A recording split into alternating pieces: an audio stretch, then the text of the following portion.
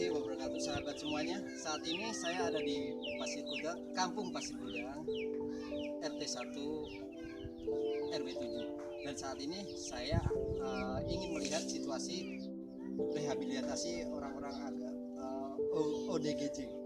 Nah, di sini ada di rumah pulih jiwa. Jadi kita akan melihat kondisi situasinya. Silakan kawan-kawan semua, kita lihat di sini.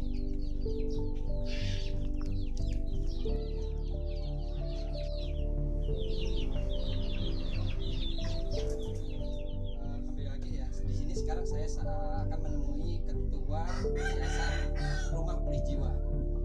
Saat ini saya sedang bersama Pak. Assalamualaikum Pak.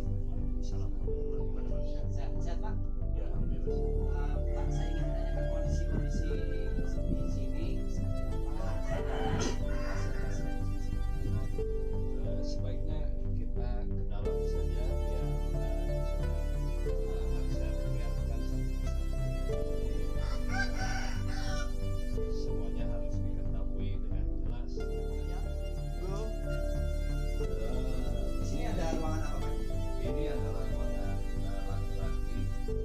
Di sini kami hanya menerima baru 3 laki-laki saja karena Ada berapa orang Pak? ada 3 orang. 3 orang. Sebenarnya saya belum siap untuk menerima laki-laki, tapi karena ini udah kondisinya sangat baik, anak-anak ini juga sangat baik gitu, dia santun, pendidikan dan lain-lainnya, jadi tidak mengganggu ke pasien-pasien yang perempuan. Coba ini saya perkenalkan. Di sini ada ruangan tempat. Di sini ada ruangan tempat nonton TV ya Pak ya. Jadi kegiatan ini selain untuk nonton TV juga digunakan untuk tausiah, pemberian obat itu di sini. Untuk sholat berjamaah juga di sini karena tidak memiliki lagi ruangan yang seluas ini. Gitu. Jadi ini multifungsi ibaratnya gitu. Jadi kalau ada kegiatan apapun tempatnya di sini. Dan untuk Di sini ada ruang berapa ruang Pak? kalau kamarnya ini ada 4 kamar ya, termasuk ini kamar ini adalah kamar khusus karena ada pasien laki-laki dan biar di sana itu terlihat kalau ada takutnya ada terjadi sesuatu gitu. Jadi ini saya pergunakan untuk mengurus. Nah, di sini ada sebuah kamar juga ya Pak ya. Pasien di sini. Lorong ini juga dipergunakan untuk tidur pasien. Ini kebetulan lagi ada yang beribadah. Di sini tempat beribadah masing-masing pasien. Ini sebenarnya tempat tidur pasien ya, tempat tidur pasien, tapi juga warga binaan kami kadang sembahyang di tempat ini. Tidak di sana itu khusus untuk beribadah. Dan yang di sini ini ada tenda-tenda ini juga ukuran ya, misalnya kondisinya seperti ini ya Bapak ya. Ya, ini di sini 3 orang. 3 orang ya. Ya, ini di sini untuk pasien yang akut ya. Ya, ini coba di sini. Kita lihat Pak si ibu ini Namanya Sophia. Bu Sophia. Iya, Bu Sophia dari Cianjur juga. Ini karena pasung rantai. Oh, pernah dipasung rantai. Iya, Seperti itu. pernah dipasung rantai kiri kanan dia diikat setengah badan ya.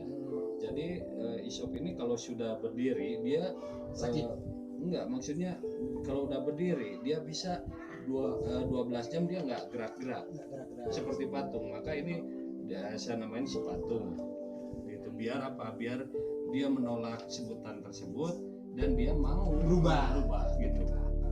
Nah, ini pun Ini tesnya ini. ya. Ini Nining namanya. Ini Nining ini mengurung diri selama 14 tahun. Ini kejadiannya akibat dari trauma. Ada seseorang yang mengancam orang tuanya. Kalau ceritanya seperti ini, jadi dia tak pernah mengenal orang lain. Dan ini akhirnya shock berat, tidak ada penanganan medis selama 14 tahun, dan ternyata anak ini adalah anak satu-satunya dari keluarga tersebut.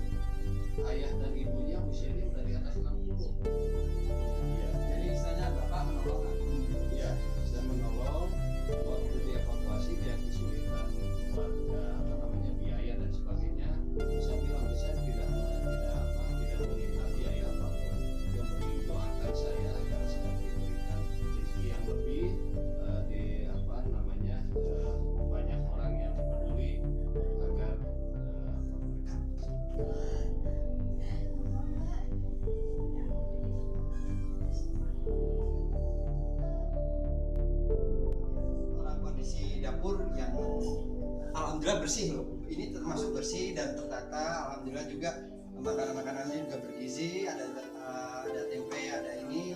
Lihat kita sayur untuk ternyata Pak Lukman ini merawat sudah sakit ini dengan tulus. Jadi istilahnya memanusiakan manusia ya Pak. Ya. Di sini kita bisa lihat kebersihan yang ruangan, walaupun ruangan kecil, ruangan tempat kecil, tapi mereka Pak Lukman ini menempatkan posisinya pada masing-masing, jadi tidak ada istilahnya kotor gitu ya Pak. Ya, karena identik ini dengan stigma tersebut, dengan stigma gila itu membuat masyarakat menuduh bahwa orang sakit jiwa itu kondisi hidupnya itu kotor atau pola hidupnya itu kotor. Maka kami, saya pribadi mengajarkan mereka kebersihan harus. Ini mungkin satu hari disapu mungkin 5 atau 6 kali gitu, karena pasien harus bergiliran. Setiap pasien harus melakukan itu, tapi yang sudah mulai stabil. Nah, diantaranya makanan-makanan ini yang seperti tempe. Ya. Terus ini sayuran ini. Ada sayuran juga. Ini dengan kapasitas 25 orang dan sekarang warga binaan ada 17 orang sama pengurus ya, yang 14 pasien 3 orang pengurus, jadi kami sebut 17 orang. Hanya Magicom ya, Magicom tabung gas 1, Magicom 1. Jadi kalau ketika langka gas itu udah saya kerepotan, nggak bisa masak ya, jadi saya harus beli dua. Nah seperti ini Itu tertata untuk sayuran sendiri ya. tertata rapi dan sayuran sendiri masih segar-segar. Jadi di sini ini benar-benar merawat, tidak hanya main-main. Jadi ada kepedulian, sekali lagi memanusiakan manusia ya Pak. Kalau sekarang lebih ke arahnya gini. Jadi kami ingin menjadi seorang manusia yang memanusiakan manusia yang ditinggalkan oleh manusia, gitu. Ya. Jadi bahasanya lebih panjang. Ya.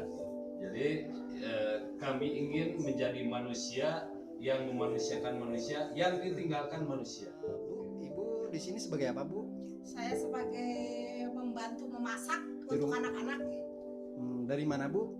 dari tetangga sekitar. Oh, warga sekitar. Kenapa Ibu terketuk hatinya untuk melakukan ini? Karena saya kasihan sama mereka diasingkan sama keluarganya. Saya sebagai warga turut prihatin sama keadaan mereka. Ibu tulus yang membantu mereka Ibu ya? Iya.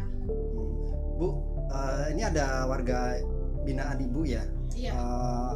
Yang sering membantu masak siapa aja Bu ini? Ada siapa Ini aja? anak-anak ini semuanya suka membantu. Dia beres-beres, cuci piring, saya yang masak. Kalau bagian masak saya yang melakukan, tapi mereka suka potong-potong sayuran, potong apa bantuan.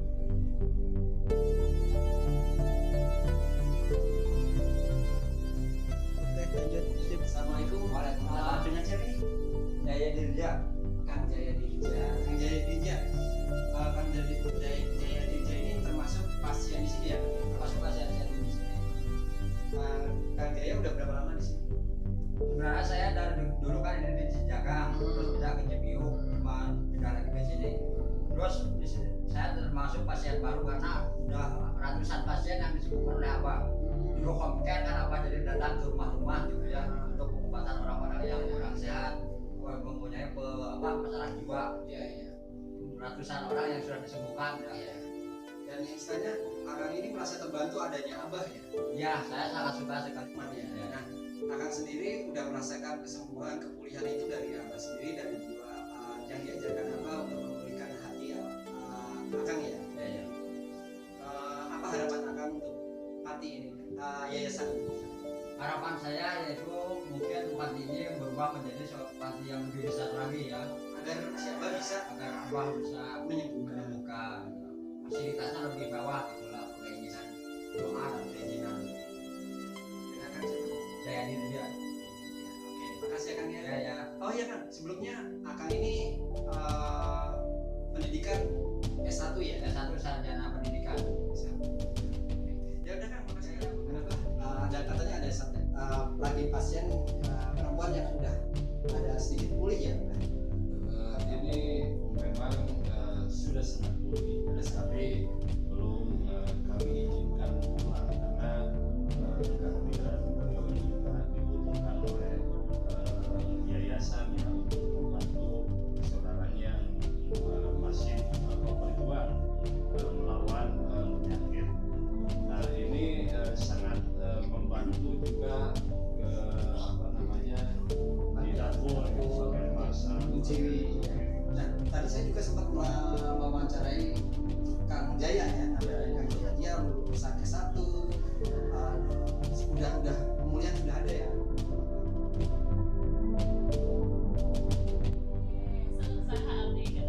Teh, ibu siapa yang dijenguk teh?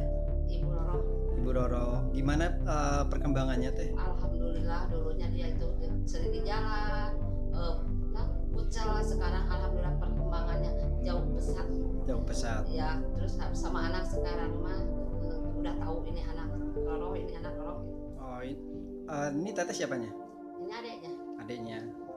Sekarang akan digimanakan Ibu Roro? Suruh di sini aja Sementara. sampai sembuh. Ya, kalau udah sehat mau dibawa lagi sama keluarga. Bersyukur ada ini ya yayasan. Bersyukur alhamdulillah dari dulu saya cari tapi nggak ada. Terus saya komunikasi sama tetangga, ternyata di sini ada. Begitu dilihat, oh iya perkembangannya lebih bagus. Ada yayasan Ada yayasan pulih jiwa. rumah pulih jiwa ya. Teh Roros belum 1 bulan, 3 minggu lah, tapi perkembangannya udah bagus. Alhamdulillah ya teh. Alhamdulillah. Yayasan. Dede namanya siapa? Rizky. Dede anaknya Bu siapa? Bu Roro. Mamanya senang udah sembuh. Senang, sayang sama mamanya. Sayang. Ibu sayang sama anak. Ingat ibu. Alhamdulillah. Sayang banget ya sama ibu ya, sama anak ya bu ya. Sayang ya bu ya. Sayang. Anak yang keberapa bu? 4. Dede sayang sama ibunya ya Dede ya. Assalamualaikum. Dede siapa namanya? Dede Rizky.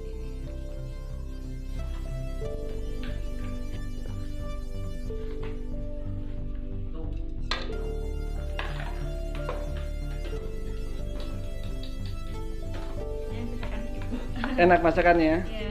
Kasih ke orang yang belakang. Gimana rasa makanannya enak? Enak katanya. Beneran enak. Kata anak-anak mah enak. Enak. Enak. Oh mau makan nasi, cep senyum atuh. Makan nasi lagi makan nasi. Enak. Enggak makannya. Ini tuh masakan ibu tercinta ibu kita. Ini bukan siapa-siapa, ini ibu kita semua. Ini masakan apa teh? Sayur asam sama tempe. Di sini selalu ada sayur setiap makan. Tidak ada sayur gitu. Berapa kali makan teh? 1 hari 3 kali. Ada yang mau nambah gitu ya? Iya boleh, di sini yang mau nambah gitu. Makan. Tapi kalau pas udah makan jangan mau minta makan gitu. Jadi Pak, mumpung kalau saya sampai 3 kali nambah loh. Wah. Iya nih, berat badan saya bertambah di sini. Wah. Pak Jokowi, kita tidak pernah makan daging sapi nih, ayam juga paling sebulan sekali. Jadi pengen apa? Iya pengen dikasih kita tuh tunjangan daging gitu, seperti susu, daging, sayuran yang seperti brokoli gitu, sayuran makan sehat gitu, lebih ini gitu, makanya jadi Ini enggak sayur Tete asam nyampein terus. untuk siapa? Untuk Pak Jokowi, Pak Jokowi itu siapa? Presiden Indonesia. Abah sebagai pengurus di sini ada berapa pengurus Pak? Ada sekitar 60 pengurus, jadi kami bergantian.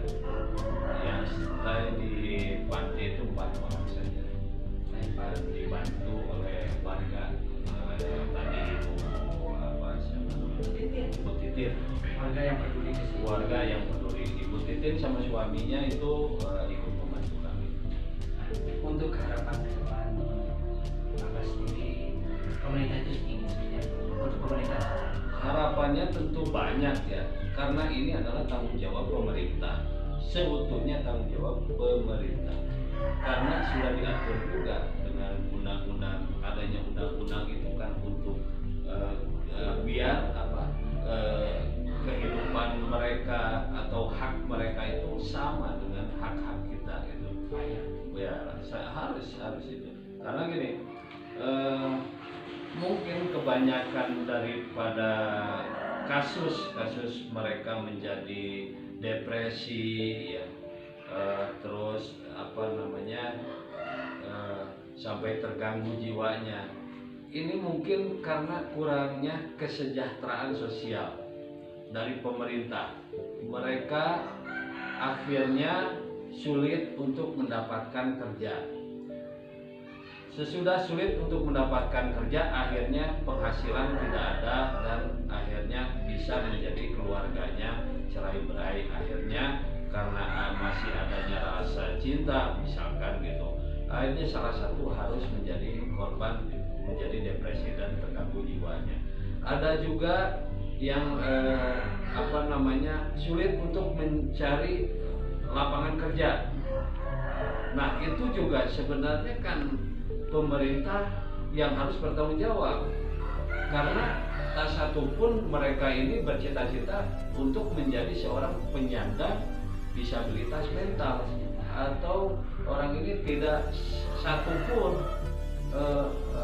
tersirat di pikirannya ingin terganggu jiwanya. Lain halnya dengan masalah-masalah penyalahgunaan obat dan lain-lainnya. Gangguan jiwa ini diatur sedemikian rupa itu oleh pemerintah, dan memang pemerintah harus bertanggung jawab sepenuhnya. Kami hanya membantu pemerintah dan peduli terhadap mereka, maka hadirlah yayasan dan panti sebesar ini yang hanya cukup dengan 20 pasien dan maksimal 25 pasien gitu. Walaupun berbagai kesulitan karena dari keluarga ini kebanyakan tidak mampu. Hanya 40% saja yang bisa memindahkan makannya dari rumah ke panti. Untuk urusan di panti tidak dikenakan biaya untuk beli sabun, untuk obat-obatan dan sebagainya. Nah, hadirnya pemerintah itu harus biar banyak lagi penderita gangguan jiwa itu tertolong. Karena dari satu pasien gangguan jiwa mungkin lebih merepotkan lebih dari satu orang. Per hari keluarganya itu direpotkan. Yang tadinya bisa bekerja jadi tidak bisa bekerja karena efek daripada keluarganya yang terganggu jiwanya. Akhirnya bisa perekonomiannya hancur dan ditambah satu keluarga menjadi penyandang gangguan jiwa. Pemerintah ini harus menyediakan satu adalah jaminan kesehatan bagi mereka ini, karena biaya perawatan di rumah sakit jiwa itu tentu mahal. Kedua, fasilitas atau obat-obatan juga harus mudah didapat oleh para penderita tersebut, yaitu dengan cara disiapkanlah perawat dan obat-obatan di paskes pertama, yaitu adanya di puskesmas. Jadi kebanyakan pasien yang kambuh itu karena sulit mencari obat. Ketika dia tidak dapat di paskes pertama, di RSUD, di rumah sakit daerah, akhirnya menyerah, putus obat dan akhirnya kambuh lagi. Selain itu juga pemerintah harus menyediakan atau menjemput bola untuk pengadaan data. Banyak mereka yang datanya tidak ada. Permasalahannya karena mereka sudah tidak dianggap tidak layak lagi. Untuk apa mereka ada data? Karena ini udah dianggap tidak lagi produktif, tidak lagi bisa disembuhkan. Ada yang sengaja memang dihilangkan dari anggota kekeluargaannya, ada memang sama sekali tidak ada yang ngurus. Akhirnya tidak mendapat jaminan kesehatan, tidak mendapat bantuan sosial seperti PKH dan lain-lain. Nah, ini juga sangat miris. Terus selanjutnya, selain itu juga pemerintah harus menyediakan tempat yang layak, fasilitas. Kami ini hanya menerima perempuan saja, sedangkan laki-laki 1 minggu itu laporan minimal itu 3 orang yang ingin dirawat, tidak memiliki data, tidak memiliki BPJS, ya tidak ada kelengkapan surat-suratnya. Kami menerima itu harus berdasarkan diagnosa dokter. Jadi pasien sebelum ke sini tuh saya arahkan dulu ke rumah sakit jiwa agar mendapat diagnosa, karena di sini hanya terapi saja, terapi menyadarkan minum obat, keterampilan dan sebagainya gitu. Hadirnya pemerintah bagi mereka itu tentu harapan baru, ya, sangat diharapkan. Jangan hanya dibuatkan undang-undang tapi tidak dijalankan. Itu Undang-Undang Nomor 8 Tahun 2014. Di situ sudah jelas dari pemerintahan pusat sampai pemerintahan paling bawah itu semua harus ikut serta, gitu. Ikut serta membantu para disabilitas mental tersebut agar tertangani. Karena ini adalah orang-orang sakit yang tidak merasa dirinya sakit, tapi kami dan rekan masih semangat dan tetap semangat ingin keluarga Yayasan Rumah Pulih Jiwa menjadi manusia yang memanusiakan manusia dan yang ditinggalkan manusia. Mungkin itu harapan Bapak dan harapan teman-teman di sini ya semuanya ya. Agar cepat sembuh juga ya saya ya semuanya. Oke, saat ini kita bisa melihat kondisi yayasan di sini, tertata rapi walaupun kecil, dan di sini tidak ada kotoran-kotoran atau apa, hanya saja fasilitas kurang, yang sangat kurang untuk seperti tempat, ruang, karena di sini semakin banyak pasien dan akan semakin banyak yang akan dibantu. Jadi siapapun yang akan memanusiakan manusia, silakan bisa langsung ke Yayasan Rumah Pulih Jiwa ini ya Pak ya. Jadi untuk membantu dengan ikhlas, membantu apapun bisa diterima ya Pak ya. Apa? Oke, gitu aja. Assalamualaikum warahmatullahi wabarakatuh.